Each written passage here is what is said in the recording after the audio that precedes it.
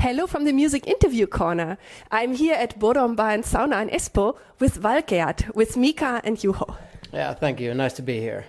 Thank you. Hello. My first question is there a backstory behind your band name Valkeat? Well, it translates to English like the fires, and we really kind of, when we came up with the name, wanted to like have this idea of like a rock and roll band that is like burning with passion for music and that kind of passionate feeling towards something. So that's where it came from. It's like the burning for something. So Interesting. Do you want to add anything? Yeah, maybe specifically if you want to think like fire embers. Mm-hmm. That's what it actually means. But yeah. It's like a bit poetic finish. It's not, Valga is not the first, it's tuli, which is the most common for fire. Valgas is kind of more poetic and old expressions. So. And who designed your band logo and what does it mean? Actually, I did it with a guy called Tommi Muhuli. Tommy made the logo and I came up with the, what's the word, the letters. What are they called? The letters. Ah, yes. Yes, the font. I came up with the fonts, so. It looks really cool and it also matches the whole fire idea. Yeah, thank you. I like it too a lot. And can I ask you about the history of your band? How did you guys meet and decide to start a band together? Well, Miikka can tell from the earlier. The first idea was to kind of start to make modern kantele music was the foundational idea. So I phoned Espoo, who plays the kantele. He had one. I remember I had seen it, that he had this kantele, and I thought it was a really cool instrument. And then it went like, wait a minute, nobody's making any modern music with this. So I thought that maybe we could start doing that, and that would be our mission. So I called Espoo and told him to pick up the kantele and come to my place. And I showed him some songs, and that's how it started. And then Juho later joined. I got him from a bar. Yeah. Really? From which bar? I don't really remember. It was in Kallio, yeah. Oh, of course, Kali. Met there through some mutual friends and we spent the night. And I think next morning, like early morning, Miikka called me and said, yeah, so you promised to join the band, so you want to show up at the rehearsal? I was, okay, I guess I have to. Did you remember that you agreed to join the band? I did remember it, for sure, yeah. But I was still surprised that he called that early. Cool, so you find the best musicians in bars in Kallio, apparently. That's pretty much the truth. We Bars on Katu, found our drummer also on a bar, so. But that was not in Kallio. That was actually in Bar Base. But yeah. In Kampi. Yeah, in Kampi. Oh, good. So Kampi and Kallio in the bars. That's where you find the most talented musicians in Finland. Yeah. If you want to join the band, be there. So maybe we can find you. Yes, any bar at Vasan Katu, I think, is good. Yeah. Your new album is called Fireborn. Yes. It's your second album and it will be released on August 18th. That's true. Yeah. How was the recording process? Yes. For me, pretty similar to the first album, actually, kind of straightforward. We actually recorded bass mostly at home and guitars as well, I think. Mm-hmm. In comparison to, we used Sonic Pump Studios at the first album. But yeah, nothing special, easy stuff. For me, the main thing was, the main difference from the first album was doing the orchestrations, which was a really big part for me. And when I started, I really didn't have any clue about how to orchestrate music. Then I just listened a lot of Hans Zimmer and Ennio Morricone and Wagner and everything classical and just came up with the orchestrations. But that was a really big difference to the first album. Yeah, it sounds very epic. Yeah, thank you. Thank you. That's nice to hear. Do you have a favorite song on Fireborn and why? Currently, I think my favorite one is Tule Kokko, which is this kind of a summoning sort of chant. I like it the most. And you? Oh yeah, it changes probably. It changes, yeah, day by day maybe, almost. And yours? Yeah, I think I would have to say Thunderbird, which is the song that Tule Kokko is an intro to, so we're really in the same direction, I think. I think it has this really cool, epic, shamanistic vibe to it, and I can't wait for people to hear the song, and I think that's one song that had something really special on it, and I knew it from day one that this was going to be an epic track, so that's maybe my favorite. Yeah, and I can tell you, I got to hear your album already, and it's a great song.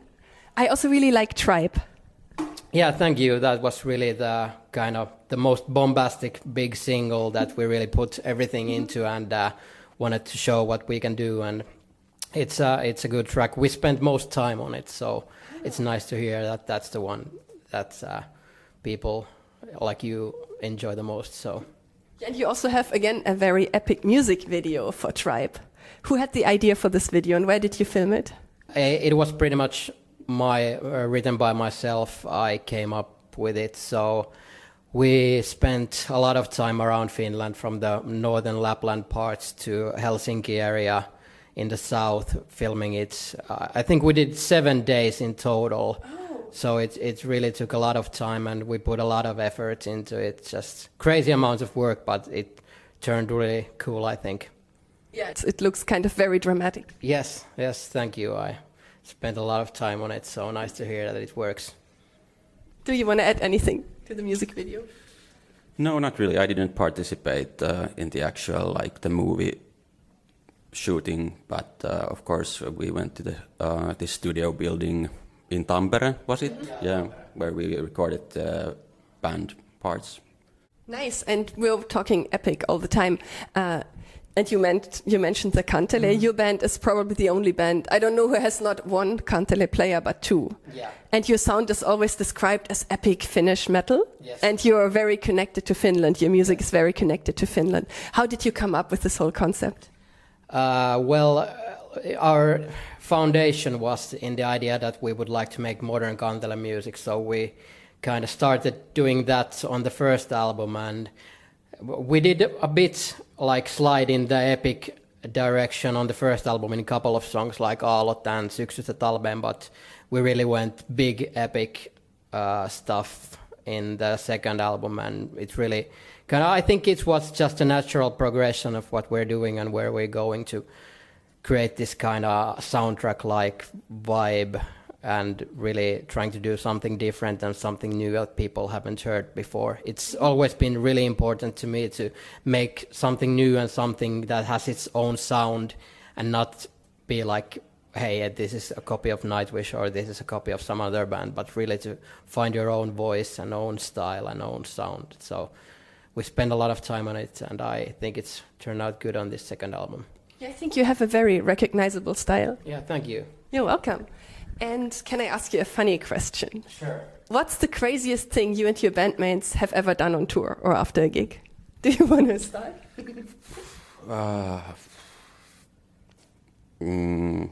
I might have to think about it a bit.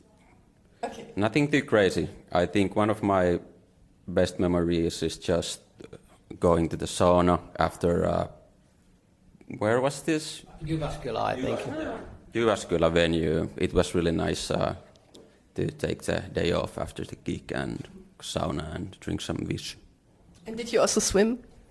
No, unfortunately, there wasn't a possibility. And we saw Turbonecro perform because there was this festival right next to our venue. I don't recall the name, but Turbonecro was the main event there, and we saw it.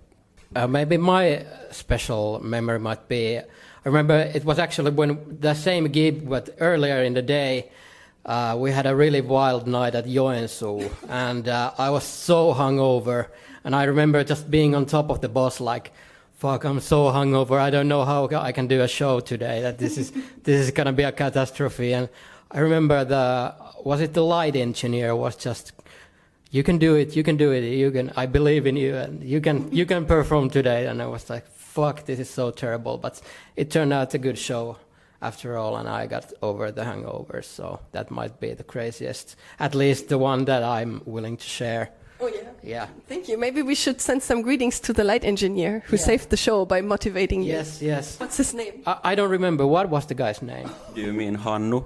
Not Hannu, the other guy. Okay. The other guy. I can't remember. But if you're watching, thank you. You know who you are. Thank you know so who much. you are. Yeah.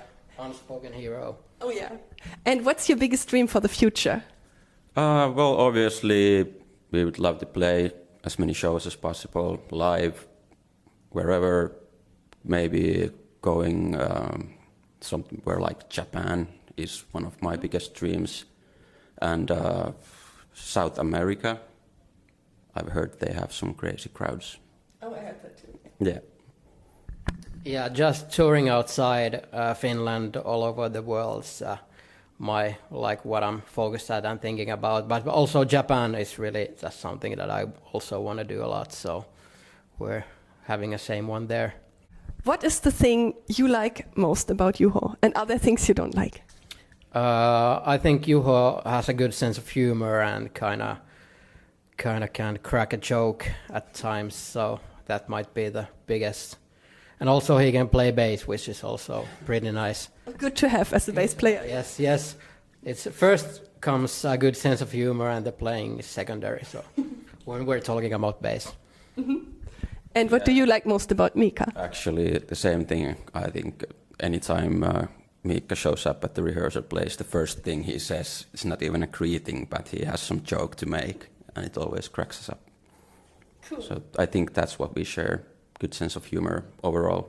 Do you also make jokes about musicians? You know, there's this famous musician jokes. I think most are about bass players and drummers. Yeah. Not that much, I think. Do you know what is the funniest or the dumbest bass player joke that someone ever told you? Sorry, I can't really think of any bass player jokes right now. I've heard them, a lot of them, but I don't remember any myself. Okay, do you remember any? Well, this one works in English. Why did the bassist walk over the road 3 times?